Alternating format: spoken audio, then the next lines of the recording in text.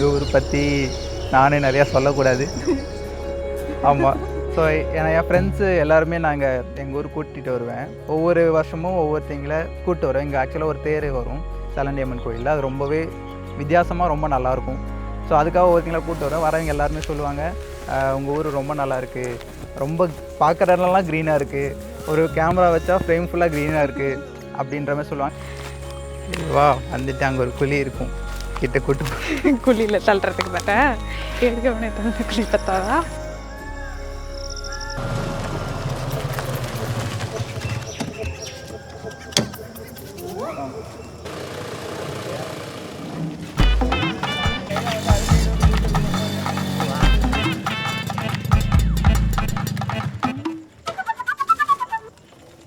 ஆலமரம் கட்ட தான் வந்தேன், இன்னும் கட்ட முடியல. நீ வராத இருந்தாலும் ஒரு ஐடியா வேணும்.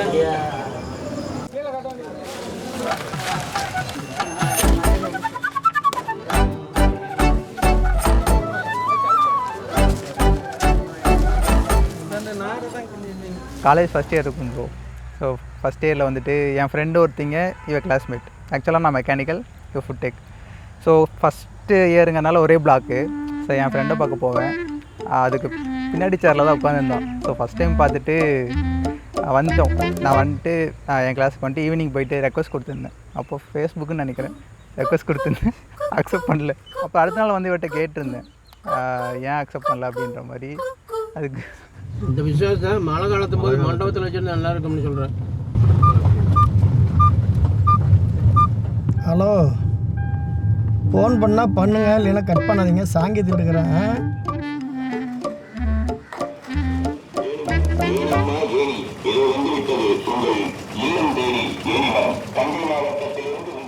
அதுக்கு வந்துட்டு நீ யாருன்னே தெரியாது, நீ பாட்டுக்கு ரேண்டமாக வந்து ரிக்வெஸ்ட் கொடுத்துட்டு அதுக்கு அக்செப்ட் வரலன்னு வர வந்து கேட்குற அப்படின்னதுக்கு, சரி வா பழகிக்கலாம், அப்புறம் நீ ரிக்வெஸ்ட் அக்செப்ட் பண்ணு அப்படின்னா.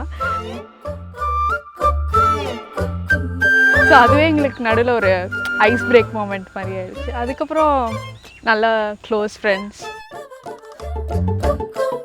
எனக்கு ஃபஸ்ட்டு பார்த்தப்ப சரி யாரா அந்த பையன் நல்லா இருக்கேனே அப்படின்னு ஒரு மைண்ட் செட்டில் இருந்தது. பட் இருந்தாலும் நான் சும்மா ஆட்டிடியூட் காமிச்சிட்டு இருந்தேன். அவன் வந்து ரிக்வெஸ்ட் கொடுத்தப்ப கூட நான் வேணுன்ட்டு எதுவும் இது பண்ணல.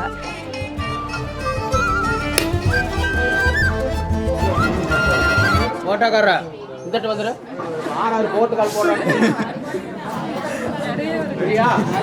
கேமரா பாரு, என்னை பார்க்காதீங்க. போட்டோக்காரர் போகிறேன்.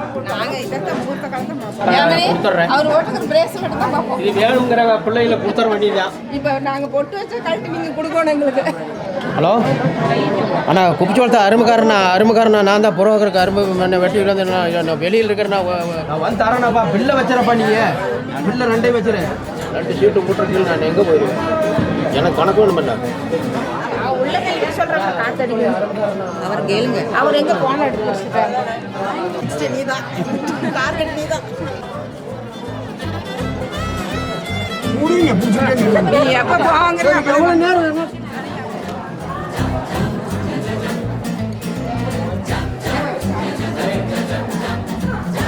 ஆமாம் ஆமாம்,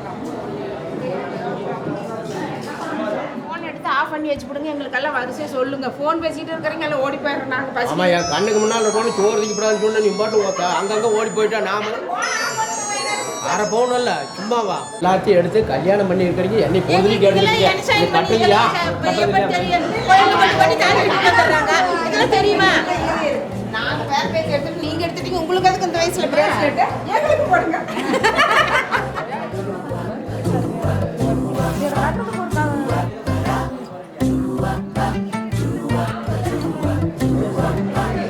ஸோ நாங்கள் வந்துட்டு ரிலேஷன்ஷிப்பில் இருக்கோன்னு எங்கள் க்ளோஸ் சர்க்கிளுக்கே அப்போ தெரியாது. ஈவன் 1 ஆர் ரொம்ப லிமிட்டட். இப்போ அவள் மியூச்சுவல் ஃப்ரெண்ட் லைக் ஒருத்தவங்க மூலியமாக தான் தெரியும். அவளுக்கே வந்துட்டு கடைசி வரைக்கும் தெரியாது நாங்கள் 2 பேரும் ரிலேஷன்ஷிப்பில் இருக்கோம்.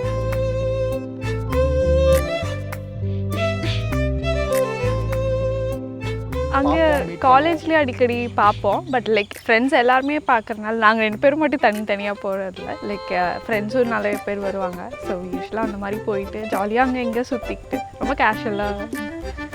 எங்களை கல்யாணம் பண்ணும்போது அப்படி இப்படி பொடி எடுத்து கழுத்தில் ஓட்டுட்டீங்க. அந்த பொடியெல்லாம் போடுறது அந்த காலத்தில் கிடையாது. இந்த மஞ்சள் நூலில் இந்த தாலி மட்டும் கோத்து அப்படியே 3 முடிச்சு போடுறதுக்கு தான் தாலி கட்டுறதுன்னு பேர். இது சும்மா ஆடம்பரத்துக்காக அதை நம்ம போட்டுக்கிறோம். இப்போ சரியா, பத்திரமா வச்சுங்க. காயத்தில் போட்டுதான் எப்படி இருந்தாலும் சரி, பொட்டி பத்திரம். எங்கள் அக்கா கிட்ட வந்து ஒரு 3-4 இயர்ஸ் முன்னாடி சொல்லியிருப்பேன். அக்கா வந்து அவங்க கிட்ட தான் வச்சுருப்பாங்கன்னு நினச்சேன். அக்கா வந்து வீட்டில் சொல்லிட்டாங்க. வீட்டில் என்கிட்ட காமிக்கல, அக்காவும் என்கிட்ட காமிக்கல. ஸோ என்னை பொறுத்த வரைக்கும் நான் அக்காட்ட மட்டும் தான் சொன்னேன். அக்கா வந்து வீட்டில் எல்லாம் சொல்லி வச்சுட்டாங்க. திருப்பி நான் ஒரு ஒன் டே ஓப்பன் அப் பண்ணுறப்போ அது அவங்களுக்கும் ஷாக்கிங்காக இல்லை. ஸோ அவங்களுமே சண்டை போடுறது, நோ சொல்கிறது அந்த மாதிரி பெருசாக எதுவும் பண்ணிக்கல.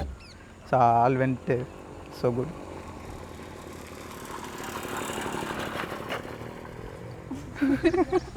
கொஞ்சம் வியர்டாக தான் இருக்கு. திண்ணீர் சட்டம் கூட இத்தனை பேர் என் மேட்டாங்க, ஒருத்தர் கூட நம்ம பார்க்க சப்போர்ட் இல்லாத குடிக்கலாம் மாதிரி. இப்போ இவர் எனக்கு இப்போ என் பையனுக்கு வந்துருக்குறாரு. 45 வயசு கல்யாணம் பண்ணி, அப்போ 25 கல்யாணம் பண்ண 45, அப்போ 70-80 வயசு ஆகி போச்சு உனக்கு. எனக்கு 42 தான் ஆகுது.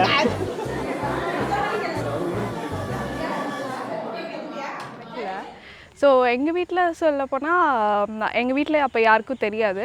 ஜாதகம் கொடுக்குற மாதிரி பேச்சு போயிட்டு இருந்தது. நான் நேரில் வந்து பேசணும்னு நினச்சேன். ஆனால் ஒரு நாள் எப்படி இருந்ததுன்னா, அவங்க கொடுக்குற அடுத்த ஸ்டெப்புக்கு போகிற மாதிரி இருந்தாங்க. ஸோ நானே எங்கள் அப்பாவுக்கு கால் பண்ணி, அப்பா இந்த மாதிரி எனக்கு ஒருத்தவங்களை பிடிச்சி, ஆனால் ரொம்ப பயத்தில் தான். ஏன்னா எங்கள் அப்பா இந்த விஷயத்தில் கொஞ்சம் சீரியஸாக இருப்பார்.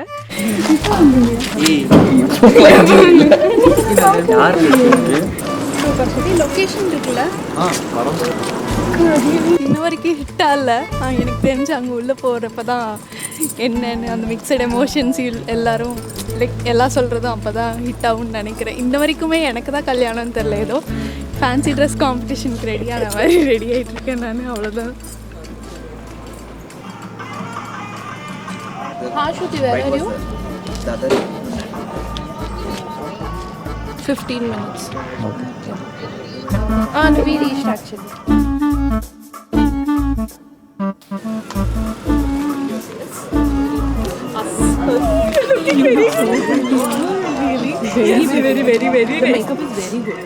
இந்த மாதிரி ஒருத்தவங்களை பிடிச்சிருக்கு அப்படின்னப்ப அவரு பொறுமையாக யார் அப்படின்னு கேட்டார். இந்த மாதிரி கோகுல்பா அப்படின்னதுக்கப்புறம் கோகுலா சரி ஓகே எனக்கு எதுவும் பிரச்சனை இல்லை, எனக்கு வேலை முடிஞ்சது, ரொம்ப பொறுமையான பையன் அப்படின்ட்டாரு.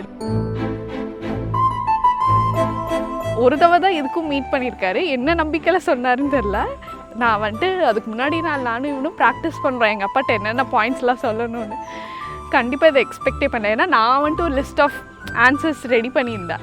அவராக ஒரே வார்த்தையில் நானே வந்துட்டு ஐயோ நான் இவ்வளோ ப்ரிப்பேர் பண்ணியிருக்கேன், என்னை சொல்ல விடுங்க அப்படின்னு இருந்தது. பட் ஆனால் அவரே வந்துட்டு கோகுலா இன்னும் பிரச்சனை இல்லை அப்படின்ட்டார். ஸோ அந்த விஷயத்தில் இந்த ஸ்ட்ரகிள்ஸ் இல்லை எங்கள் வீட்டில். போட்டோ பாருங்க, கையை தடிச்சிட்டு போட்டோ பாருங்க. சசிவரணம் சதுர்புஜம் பிரசன்னவதனம் ஞாயேத சர்வவிக்னோபசாந்தயே பிராணானாயம் ய அஞ்சம் சமர்ப்பயாமி ஆத்மனியம் சமர்ப்பயாமி.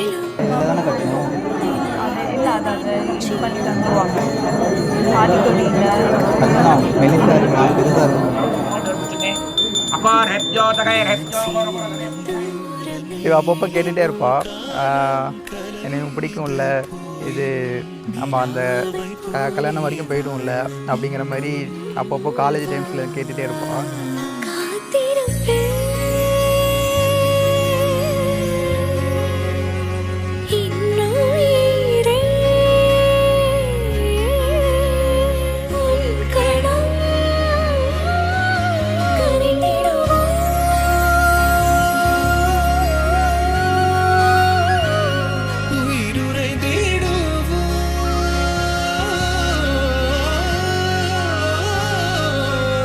கட்டுறதுக்கு முன்னாடி வந்துட்டு எனக்கு அந்த மூமெண்ட் தான் ஞாபகம் வந்துச்சு.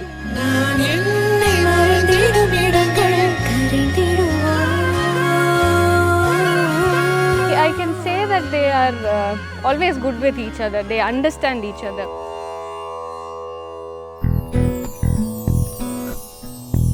Like I said, they are made for each other, and in the marriage வந்து feels like everything's falling into place. எனக்கு கோகுலுக்கு முன்னாடி ரொம்ப க்ளோஸான ஒரு பர்சன்னா அது ஆர்த்தி தான். அவட்ட நான் சொல்லாத விஷயமே இருக்காது. ஃபஸ்ட்டு எங்கள் ரிலேஷன்ஷிப் பற்றி நான் சொன்ன ஒரு பர்சனும் வந்துட்டு ஆர்த்தி தான். சின்ன வயசில் இந்த மாதிரி நிறைய மெமரிஸ் இருக்குது. இப்போலாம் அது நினச்சி பார்த்தா அவளே யோசிக்கிறா, நான் இதெல்லாம் நான் உனக்காக பண்ணணும் அப்படின்ற மாதிரி. We met Gokul through Shruti after we became flatmates in Bangalore, and he became our most innocent child. Tangam. He's our Tangam. So எப்படி பார்த்துப்பேன்னா இப்போ பார்த்துக்கிற மாதிரி தான். இப்போ என்ன குறை வச்சேன்?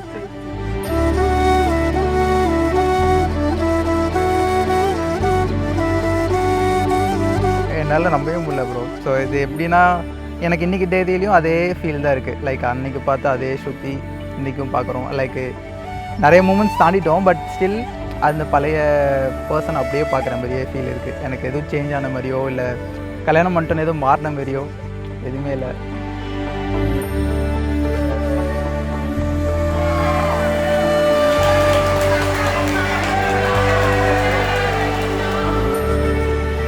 ஆக்சுவலி அந்த ஃபேமிலிக்குள்ளே ஒரு நல்ல பாண்டிங் வந்தது. ஒரு சின்ன ட்ரெஸ் எடுக்க விஷயமா இருக்கட்டும், இல்லை ஏதாவது இன்விடேஷனுக்கு மாற்றி அந்த போகிறதா இருக்கட்டும், எல்லாத்துலேயுமே ஒரு நல்ல ஃபேமிலிக்குள்ளே ஒரு நல்ல பாண்டிங் இருந்துச்சு. அது எனக்கு ரொம்ப பிடிச்சிருந்தது ஆக்சுவலி.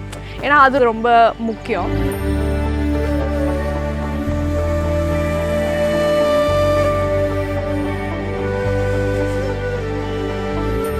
இது எங்கே போகும், எப்படி வீட்டில் சொல்கிறது, அதெல்லாம் தாண்டி உள்ள ஒரு மாதிரி ஓகே நமக்குன்னு ஒருத்தவங்க இருக்காங்க அப்படின்ற ஒரு அந்த சென்ஸ் ஆஃப் ரிலீஃப் நல்லாவே தெரியுது.